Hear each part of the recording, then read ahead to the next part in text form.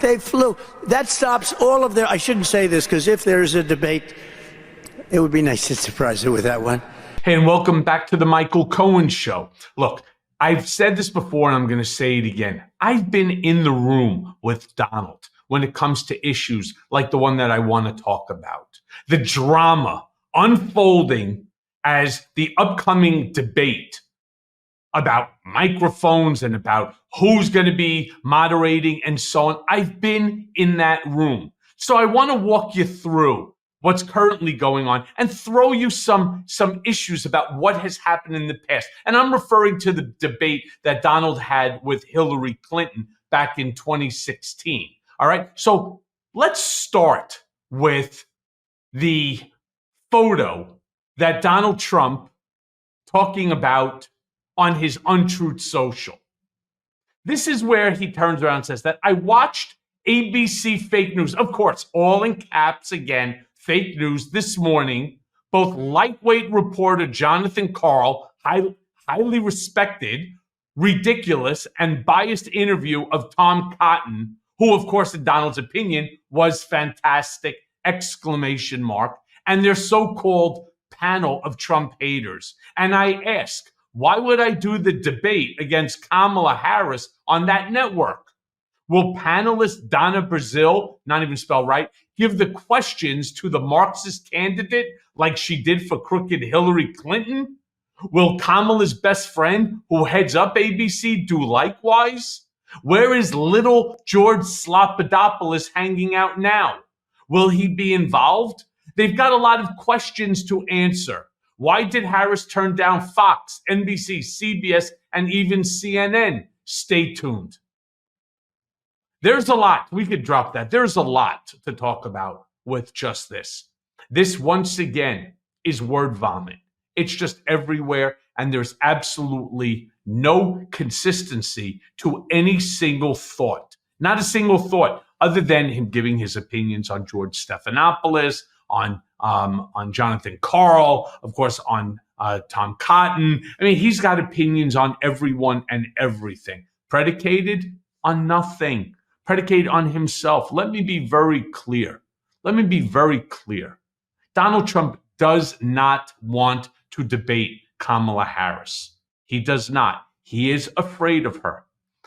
In 2015, when they were doing the debate for the 2016 election, getting Donald Trump to sit down and to actually study, to debate prep, it's almost like asking him to go for a colonoscopy, all right?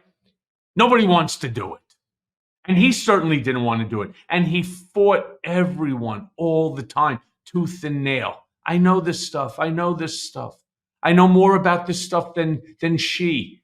He's such a narcissistic sociopath. He actually thinks that he knows something about something, when in fact, we saw even with the debate against Joe Biden,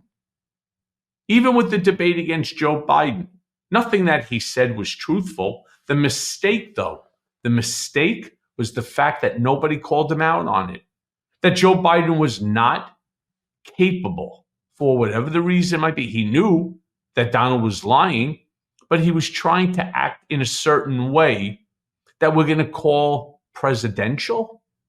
Kamala Harris is a whole different individual. She's quick, she's smart, she's young, she's aggressive, and she knows her stuff, unlike Donald. And that's why, let me put up for a quick second, Kamala's team put out the response. And here's what they said. We have told ABC and other networks seeking to host a possible October debate that we believe both candidates' mics should be live throughout the full broadcast. And that's Brian Fallon of the Harris campaign, senior advisor for communications. Our understanding, this is their quote, our understanding is that Trump's handlers prefer the muted microphone because they don't think their candidate can act presidential for 90 minutes on his own. It's true, he can't.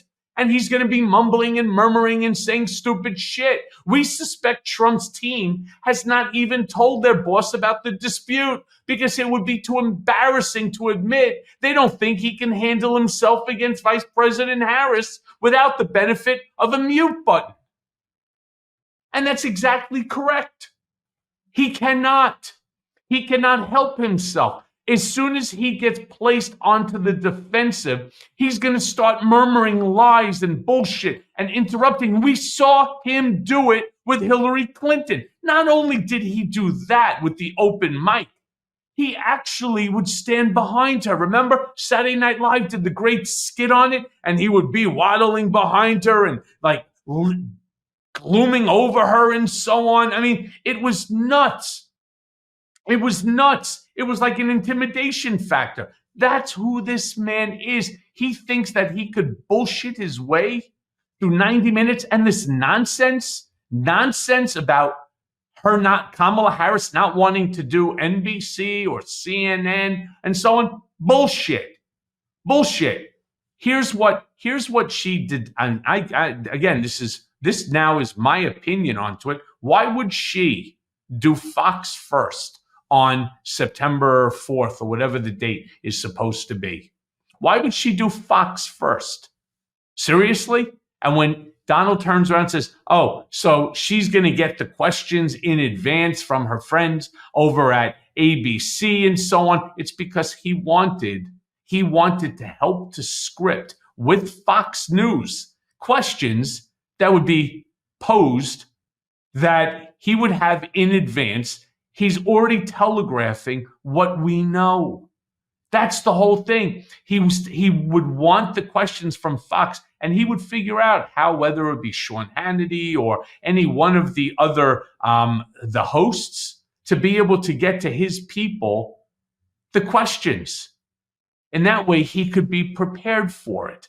But even prepared, he's still ill-prepared to tell the truth. And that's why, again, he wanted Fox News, thinking that by having a positive debate against Kamala Harris, especially one, it's like this asshole thinks that he's going into an exam, already having seen the exam, and then he gets a good grade onto it and thinks that he's a genius. Even with that, he would still fail against Kamala Harris because he cannot help but to pump himself up for everything. The stock market is up. It's because of him. All of a sudden, oil prices are down. It's because of him. Oil prices are up. It's because of Biden. It's because of Kamala Harris. It's because of the Biden-Harris administration, right? The price of eggs are up. It's the Biden-Harris administration. It's their fault. Anything good attributed to Donald Trump, anything bad attributed to Biden and now Harris as the nominee for the Democratic Party. This is what he's going to try to do. And Kamala Harris isn't going to have any of that. It's a prosecutor mentality versus a felon mentality. And it's why I will end this segment by saying, keep the mics on. Let us hear the whole thing. What are you afraid of? Why would you care if the mic is on or off? What's the big deal?